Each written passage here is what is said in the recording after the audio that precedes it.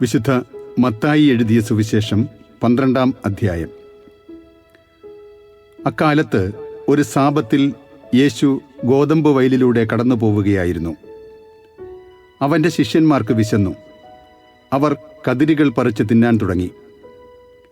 ഫരിസേയർ ഇത് കണ്ട് അവനോട് പറഞ്ഞു, നോക്കൂ, സാബത്തിൽ നിഷിദ്ധമായത് നിന്റെ ശിഷ്യന്മാർ ചെയ്യുന്നു.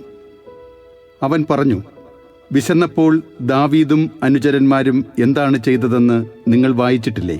അവൻ ദൈവഭവനത്തിൽ പ്രവേശിച്ച് പുരോഹിതന്മാർക്കല്ലാതെ തനിക്കോ സഹചരന്മാർക്കോ ഭക്ഷിക്കാൻ അനുവാദമില്ലാത്ത കാഴ്ചയപ്പം ഭക്ഷിച്ചതെങ്ങനെ? അല്ലെങ്കിൽ സാബത്ത് ദിവസം ദേവാലയത്തിലെ പുരോഹിതന്മാർ സാബത്ത് ലംഘിക്കുകയും അതേസമയം കുറ്റമറ്റവരായിരിക്കുകയും ചെയ്യുന്നതെങ്ങനെയെന്ന് നിങ്ങൾ നിയമത്തിൽ വായിച്ചിട്ടില്ലേ? എന്നാൽ ഞാൻ നിങ്ങളോട് പറയുന്നു, ദേവാലയത്തേക്കാൾ ശ്രേഷ്ഠമായ ഒന്ന് ഇവിടെയുണ്ട്. ബലിയല്ല, കരുണയാണ് ഞാൻ ആഗ്രഹിക്കുന്നത് എന്നതിൻ്റെ അർത്ഥം മനസ്സിലാക്കിയിരുന്നെങ്കിൽ നിങ്ങൾ നിരപരാധരെ കുറ്റം വിധിക്കുമായിരുന്നില്ല. എന്തെന്നാൽ മനുഷ്യപുത്രൻ സാബത്തിൻ്റെയും കർത്താവാണ്. യേശു അവിടെ നിന്ന് യാത്ര തിരിച്ച് അവരുടെ സിനഗോഗിലെത്തി. അവിടെ കൈ ശോഷിച്ച ഒരുവൻ ഉണ്ടായിരുന്നു. യേശുവിൽ കുറ്റമാരോപിക്കണമെന്ന ഉദ്ദേശ്യത്തോടെ അവർ അവനോട് ചോദിച്ചു, സാബത്തിൽ രോഗശാന്തി നൽകുന്നത് അനുവദനീയമാണോ? അവൻ പറഞ്ഞു, നിങ്ങളിൽ ആരാണ് തൻ്റെ ആട് സാബത്തിൽ കുഴിയിൽ വീണാൽ പിടിച്ചു കയറ്റാത്തത്? ആടിനേക്കാൾ എത്രയേറെ വിലപ്പെട്ടവനാണ് മനുഷ്യൻ. അതിനാൽ സാബത്തിൽ നന്മ ചെയ്യുക അനുവദനീയമാണ്. അനന്തരം അവൻ ആ മനുഷ്യനോട് പറഞ്ഞു, കൈനീട്ടുക. അവൻ കൈനീട്ടി. ഉടനെ അത് സുഖം പ്രാപിച്ച് മറ്റേ കൈ പോലെയായി. ഫരിസേയർ അവിടെ നിന്ന് പോയി അവനെ നശിപ്പിക്കേണ്ടതെങ്ങനെയെന്ന് ആലോചന നടത്തി. ഇത് മനസ്സിലാക്കിയ യേശു അവിടെ നിന്ന് പിൻവാങ്ങി.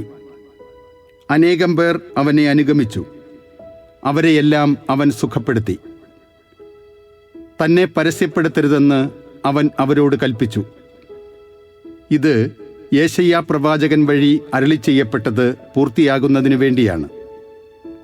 ഇതാ, ഞാൻ തിരഞ്ഞെടുത്ത എൻ്റെ ദാസൻ, എൻ്റെ ആത്മാവ് പ്രസാദിച്ച എൻ്റെ പ്രിയപ്പെട്ടവൻ. ഞാൻ അവൻ്റെ മേൽ എൻ്റെ ആത്മാവിനെ അയക്കും. അവൻ വിജാതീയരെ ന്യായവിധി അറിയിക്കും. അവൻ തർക്കിക്കുകയോ ബഹളം കൂട്ടുകയോ ഇല്ല. തെരുവീഥികളിൽ അവൻ്റെ ശബ്ദം ആരും കേൾക്കുകയില്ല.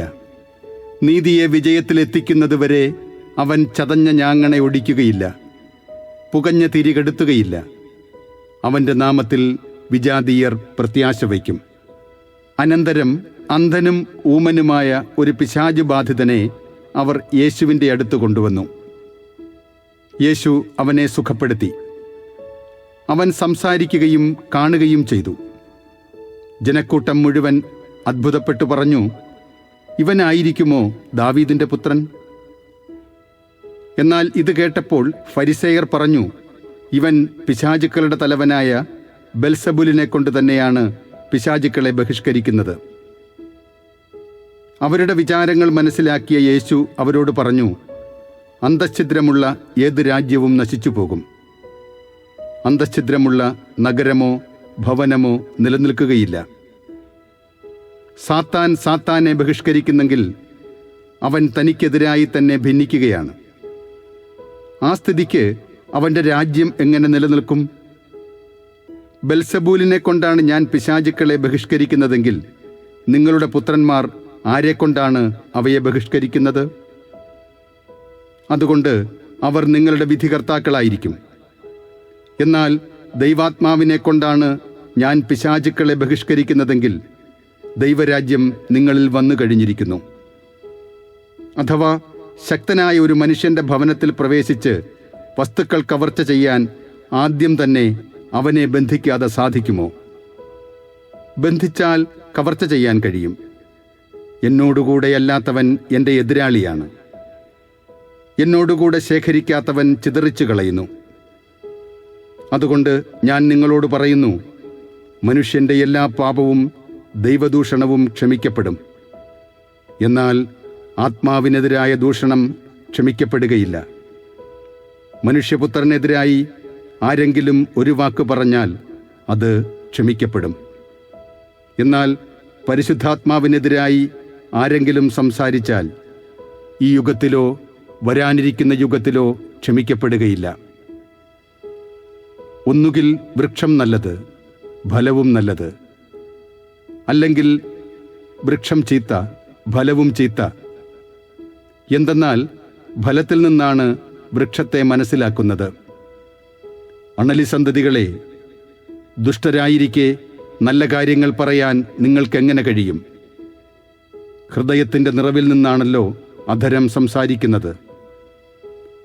നല്ല മനുഷ്യൻ നന്മയുടെ ഭണ്ഡാരത്തിൽ നിന്ന് നന്മ പുറപ്പെടുവിക്കുന്നു.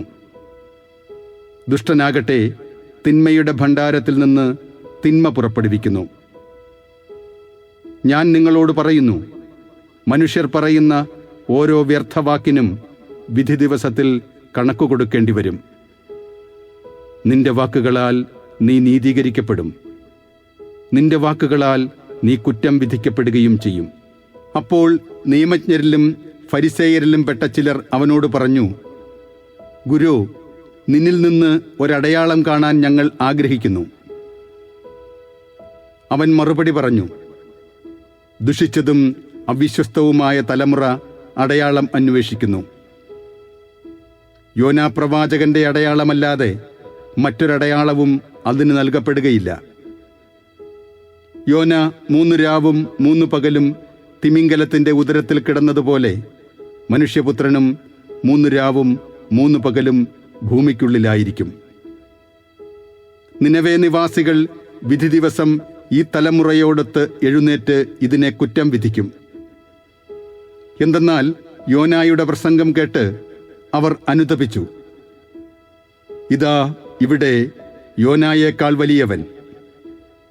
ദക്ഷിണദേശത്തെ രാജ്ഞി വിധി ദിവസം ഈ തലമുറയോടൊത്ത് ഉയർപ്പിക്കപ്പെടുകയും ഇതിനെ കുറ്റം വിധിക്കുകയും ചെയ്യും.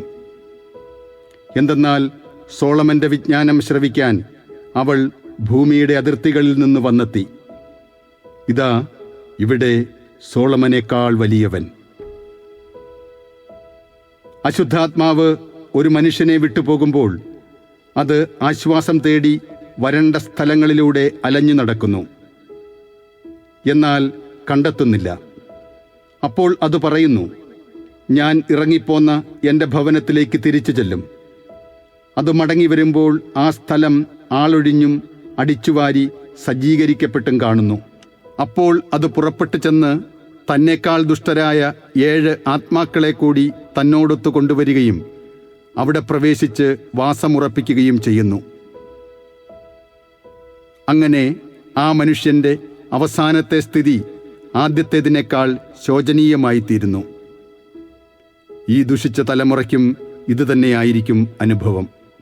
അവൻ ജനക്കൂട്ടത്തോട് പ്രസംഗിച്ചുകൊണ്ടിരുന്നപ്പോൾ അവൻ്റെ അമ്മയും സഹോദരരും അവനോട് സംസാരിക്കാൻ ആഗ്രഹിച്ച് പുറത്തു നിന്നിരുന്നു. ഒരുവൻ അവനോട് പറഞ്ഞു, നിന്റെ അമ്മയും സഹോദരരും നിന്നോട് സംസാരിക്കാൻ ആഗ്രഹിച്ച് പുറത്തു നിൽക്കുന്നു. യേശു അവനോട് പറഞ്ഞു, ആരാണ് എൻ്റെ അമ്മ? ആരാണ് എൻ്റെ സഹോദരർ? തൻ്റെ ശിഷ്യരുടെ നേരെ കൈ ചൂണ്ടിക്കൊണ്ട് അവൻ പറഞ്ഞു, ഇതാ എൻ്റെ അമ്മയും സഹോദരരും. സ്വർഗസ്ഥനായ എൻ്റെ പിതാവിൻ്റെ ഇഷ്ടം നിറവേറ്റുന്നവനാരോ അവനാണ് എൻ്റെ സഹോദരനും സഹോദരിയും അമ്മയും.